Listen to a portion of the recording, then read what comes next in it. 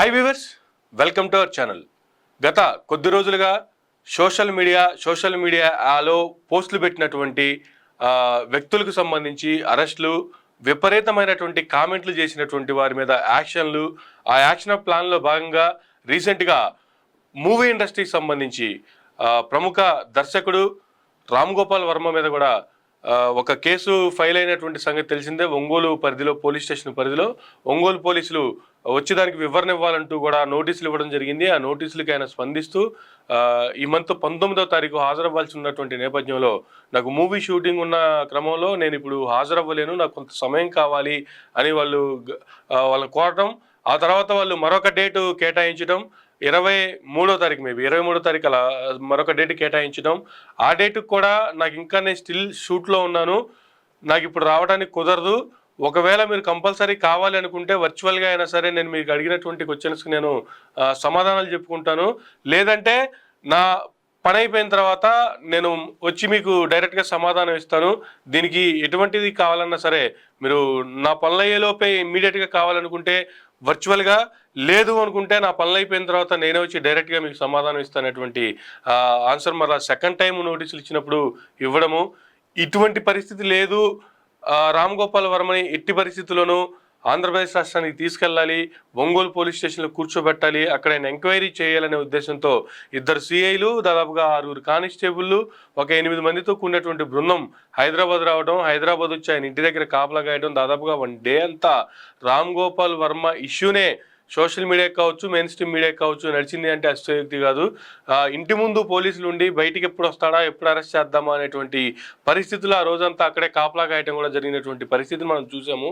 అయితే రామ్ గోపాల్ వర్మ గారు ఇంట్లో లేరు, ఇంట్లో లేకపోయినప్పటికీ హైదరాబాద్లో ఉన్నారు, ఒక ప్రముఖ హీరోకి సంబంధించినటువంటి లేదా ఒక ప్రముఖ యాక్టర్కి సంబంధించినటువంటి ఫామ్ హౌస్లో ఆయన సేద తీరుతున్నారు అనేటువంటి కామెంట్లు కొన్ని, లేదు ఆయన షూటింగ్ నిమిత్తం కోయంబత్తూరు వెళ్ళారనేటువంటి కామెంట్లు మరికొన్ని. ఇటువంటి నేపథ్యంలో దాదాపుగా 3 బృందాలుగా పోలీసులు ఏర్పడి, ఒక బృందం హైదరాబాద్లో కావచ్చు, మరొక బృందం చెన్నైలో కావచ్చు, మరొక బృందం కోయంబత్తూరులో ఉన్నటువంటి షూటింగ్ స్పాట్స్లలో కావచ్చు, 3 బృందాలుగా ఏర్పడి ఆయన కోసం గాలింపు చర్యలు కూడా చేసినటువంటి పరిస్థితుల్లో ఒక అనూహ్యంగా రామ్ గోపాల్ వర్మ గారు ఆ రోజే దాదాపు 2 days బ్యాక్ ఆయన ఒక చిన్న బిట్ కూడా రిలీజ్ చేయడం జరిగింది. నా పనుల నిమిత్తం నేను బయటికి వెళ్ళాను, నా పనుల నిమిత్తం, నా షెడ్యూల్స్ నిమిత్తం నేను బిజీగా ఉన్నాను, నేను ఎవరికి భయపడలేదు, నేను ఎక్కడికి పారిపోలేదు అంటూ దాదాపు ఒక 2 minutesకి సంబంధించినటువంటి వీడియో కూడా ఒకటి రిలీజ్ చేయడం జరిగింది. ఈ రోజు చూసుకుంటే అనూహ్యంగా ఆయన ఒక ఛానల్కి ఇంటర్వ్యూ ఇవ్వడం, డైరెక్ట్ 1-to-1 ఇంటర్వ్యూ ఇవ్వడం జరిగింది. ఆ ఇంటర్వ్యూలో ఆయన అనేక విషయాలకు సంబంధించి కుండబద్దలు కొట్టడం కూడా చూస్తూ ఉన్నాము. చంద్రబాబు గారు కావచ్చు, లోకేష్ గారు కావచ్చు ప్రతీకార రాజకీయాలు చేస్తారని అనుకోవడం లేదు, 164 సీట్లతో రికార్డు స్థాయిలో వాళ్ళు గెలవడమే అసలైన ప్రతీకారం, నా సినిమాలు, నా పోస్టులు ఒక్క ఓటును కూడా ప్రభావితం చేయలేకపోయాయి, నన్ను వాళ్ళు పట్టుకుంటారని అసలు అనుకోవటం లేదు అనేటువంటి కామెంట్లు కూడా చేశారు. ఏది ఏమైనప్పటికీ కూడా సోషల్ మీడియాలో ఒక పోస్టు నా మూవీకి సంబంధించి, ఆ మూవీకి ఉన్నటువంటి పిక్చర్స్కి సంబంధించి గతంలో నేను పోస్టులు చేయడం జరిగింది. ఆ పోస్టులకు సంబంధించి కూడా అరెస్టులు, వారెంట్లు ఉంటాయి, జైలుకి వెళ్ళాల్సిన పరిస్థితి వస్తుంది అంటే ఇటువంటి దాన్ని నేనే ఇంకా పబ్లిసిటీ ఎక్కువ చేస్తాను, ప్రజలకు అవేర్నెస్ తీసుకొస్తాను, నాకున్నటువంటి ట్విట్టర్ ద్వారా కావచ్చు, నాకున్నటువంటి ఫాలోయింగ్ ద్వారా కావచ్చు, నాకున్నటువంటి సోషల్ మీడియా ప్లాట్ఫామ్స్ ద్వారా కావచ్చు, నేనే వాటిని ఎక్కువగా ప్రమోట్ చేస్తాను అనేటువంటి కామెంట్లు కూడా ఆయన చేశారు. ఇన్ కేస్ ఒకవేళ అరెస్ట్ చేయాల్సిన పరిస్థితి వస్తే, అరెస్ట్ అయితే ఏమవుతుంది, జైలుకి వెళ్తాను, జైల్లో నాకు ఇంకా మంచి స్టోరీలు దొరుకుతాయి, మంచి మంచి కథలు దొరుకుతాయి. ఇప్పటి వరకు నేను జైల్స్ గురించి వాటికి సంబంధించినటువంటి బ్యాక్గ్రౌండ్స్కి సంబంధించి మూవీస్ తీయడే తప్ప నేను కూడా ఎప్పుడు జైలుకి వెళ్ళలేదు.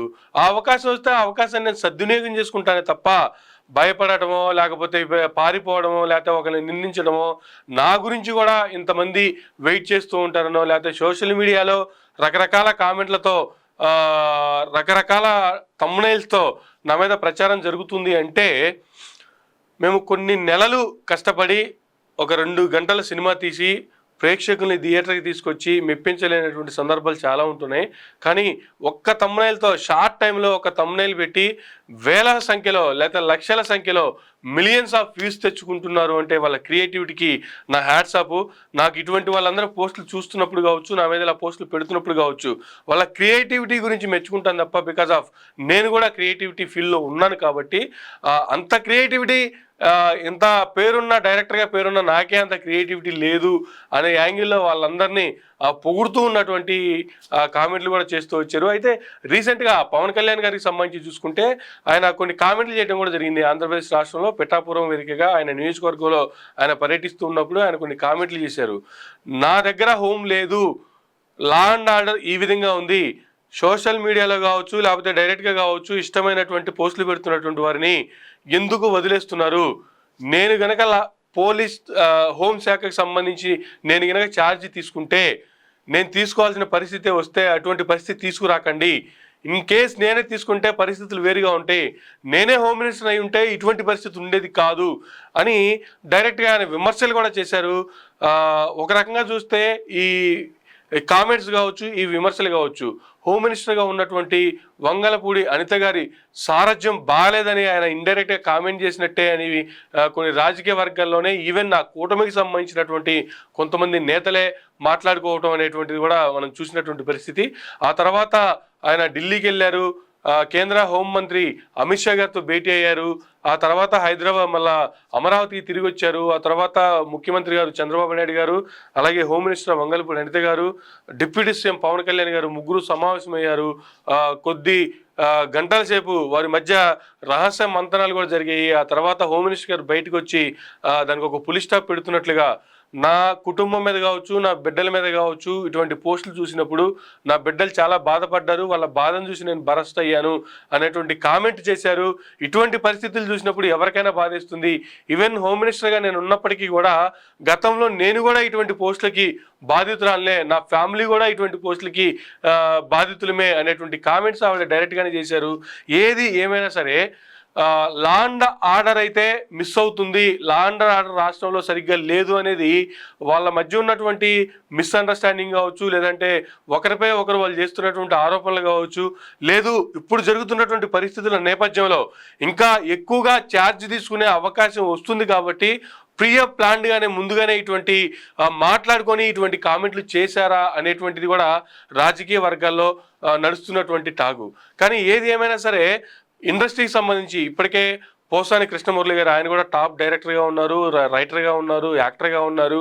ఆయన ఒక స్టాండ్ తీసుకున్నారు, ఇకపై నేను రాజకీయాల గురించి మాట్లాడను, ఏ పార్టీకి సంబంధించినటువంటి రాజకీయాలకు కూడా నాకు సంబంధం లేదు, ఇకపై నా మూవీ ఏంటి, నా పొజిషన్ ఏంటి, లేదంటే నా వృత్తి ఏంటి, దానికి సంబంధించి మాత్రమే నా మాటలు కావచ్చు, నా కామెంట్లు కావచ్చు ఉంటాయి తప్ప ఎటువంటి రాజకీయాలకు సంబంధించినటువంటి కామెంట్లు చేయటం కానీ, రాజకీయ నాయకులకు సంబంధించినటువంటి వారిపై ఇష్టానుసారంగా మాట్లాడటం కానీ అటువంటివి నా దగ్గర నుంచి రావు అనేటువంటిది ఆయన ఒక ప్రెస్ మీట్ పెట్టి మరీ చెప్పటం, ఒకవేళ రాజకీయాలకి ఇంకా ఆయన గుడ్ బై చెప్పినట్టేనా అనేటువంటి కామెంట్లు కూడా నడుస్తున్నటువంటి తరుణంలో మరోపక్క రాజకీయాలకు సంబంధించి కావచ్చు, గతంలో పవన్ కళ్యాణ్ గారిని కావచ్చు, లేదంటే చంద్రబాబు నాయుడు గారిని కావచ్చు, లేకపోతే లోకేష్ గారికి సంబంధించి కావచ్చు ఇష్టానుసారమైనటువంటి వ్యాఖ్యలు చేసినటువంటి బోరుగడ్డ అనిల్ని అదుపులోకి తీసుకోవడం, ఆయన ఇప్పటికీ రిమాండ్లో ఉండటం, ఇటువంటి కామెంట్లు చేసినటువంటి అనేక మంది రీసెంట్గా చూస్తే కూడా social media activist Inturi Ravikiran గారి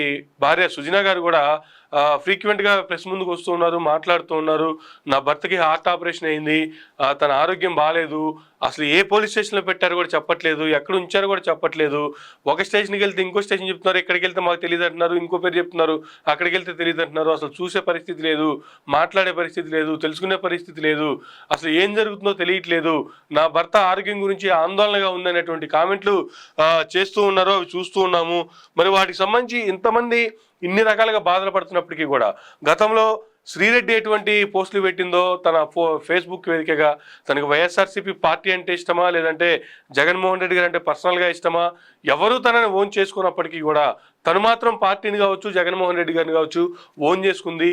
ఇప్పుడు ఇటువంటి క్రిటికల్ సిచ్యువేషన్ వచ్చినప్పుడు కూడా లేదు, నువ్వు మా పార్టీకి సంబంధించినటువంటి వ్యక్తివి, నిన్ను టేక్ కేర్ ఆఫ్ చేసే బాధ్యత మాదే అనేటువంటిది కూడా పార్టీల దగ్గర నుంచి కానీ, వైఎస్ఆర్సీపీ దగ్గర నుంచి కానీ, ఏ నాయకుడి దగ్గర నుంచి కానీ ఎటువంటి మాటలు అయితే లేవు. మరి తను నిజంగా వైఎస్ఆర్సీపీ పార్టీకి చెందిన వ్యక్తి లేదు, పార్టీ మీద అభిమానంతో తను అటువంటి వ్యాఖ్యలు చేసిందా, లేదు వీళ్ళ మీద కోపంతో అటువంటి వ్యాఖ్యలు చేస్తూ ఈ పార్టీని కానీ ప్లాట్ఫామ్ని కానీ అడ్డు పెట్టుకుందా తెలియనటువంటి పరిస్థితి. కానీ తనైతే రీసెంట్గా పెట్టినటువంటి పోస్టులు నన్ను ఏమైనా చేసుకోండి, బికాజ్ ఆఫ్ నేను మాట్లాడాను, అది ఓపెన్ సీక్రెట్ తెలిసిందే కాబట్టి మీకేమైనా అరెస్టులు చేయాలని ఉన్నా ఇన్ కేస్ దానికి కూడా సారీ చెప్తున్నా, ఎవరెవరి గురించి మాట్లాడానో అందరికీ పేరు పేర్లుగా వారి ఫ్యామిలీలకి అందరికీ తన సోషల్ మీడియా వేదికగానే సారీలు చెప్పినటువంటి పరిస్థితి. నా గురించి నా ఫ్యామిలీ ఇబ్బంది పడుతుంది, నా ఫ్యామిలీని ఇబ్బంది పెట్టకండి, దయచేసి వాళ్ళ ఫ్యూచర్కి అడ్డు రాకండి అంటూ నారా లోకేష్ గారిని ప్రత్యేకంగా మాట్లాడుతూ కూడా తను ట్వీట్ చేసినటువంటి పరిస్థితిని కూడా కామెంట్ చేసినటువంటి పరిస్థితిని కూడా చూసాము. అయినప్పటికీ కూడా ఆగుతారా లేదా అనేటువంటిది అయితే తెలియని పరిస్థితి. తన కోసం కూడా కొన్ని కేసులు ఫైల్ అయినటువంటి పరిస్థితిని చూస్తున్నాము. ఇలా ఇండస్ట్రీకి సంబంధించి కూడా అనేక మంది వ్యక్తుల మీద పోలీస్ స్టేషన్స్లో కేసులు నమోదవుతున్నటువంటి పరిస్థితి.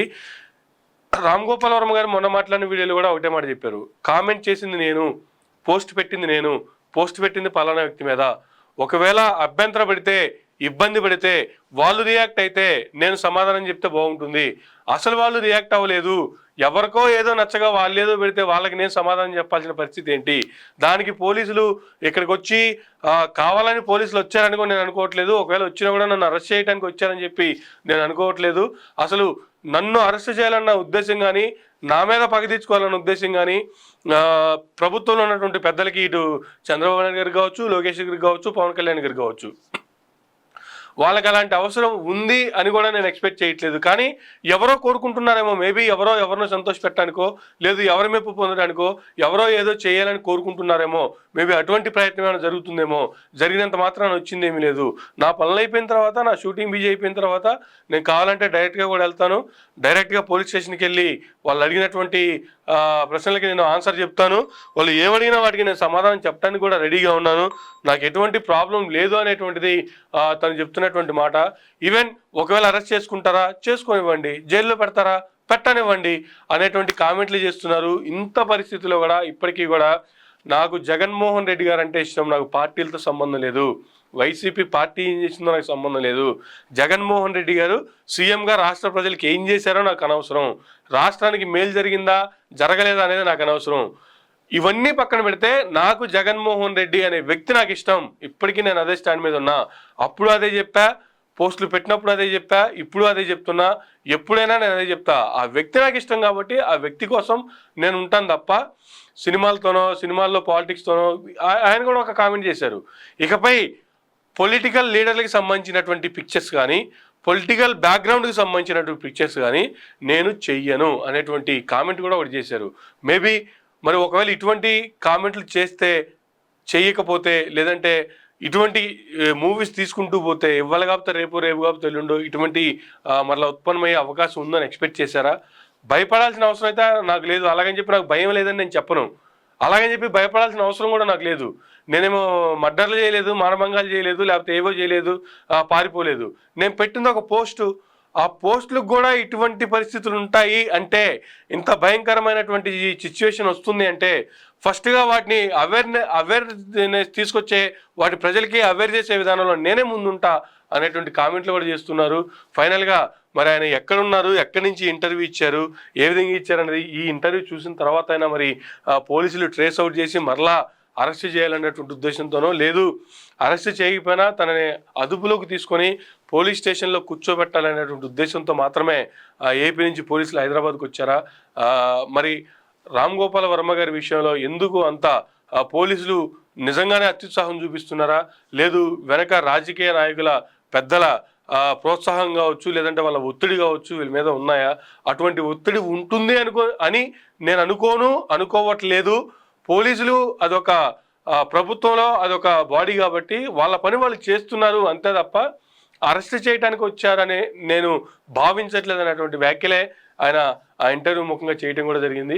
చూద్దాం మరి ఫైనల్గా ఇంటర్వ్యూ చూసిన తర్వాత. ఆయన అనేక కామెంట్లు ఇంటర్వ్యూ సంబంధించి చేశారు. మరి ఈ ఇంటర్వ్యూ చూసిన తర్వాత పోలీస్ డిపార్ట్మెంట్ ఏ విధంగా రియాక్ట్ అయ్యే అవకాశం ఉంది, లేదు ఆంధ్రప్రదేశ్ రాష్ట్ర ప్రభుత్వం ఏ విధంగా రియాక్ట్ అయ్యే అవకాశం ఉంది, వేచి చూద్దాం. మరి తర్వాత ఏం జరిగే పరిస్థితులు ఉన్నాయి, జరగబోతున్నాయి ఏంటి అంటే మనం ప్రిడిక్ట్ చేయడానికో ఎక్స్పెక్ట్ చేయడానికో ఏమీ లేదు కాబట్టి చూద్దాం రాబో రోజుల్లో మరి ఏం జరగబోతుంది, ఏం చేస్తారు ఏందనేది. సో ఇది రామ్ గోపాల్ వర్మ గారికి సంబంధించినటువంటి అప్డేట్. చూస్తూనే ఉండండి మైరా మీడియా.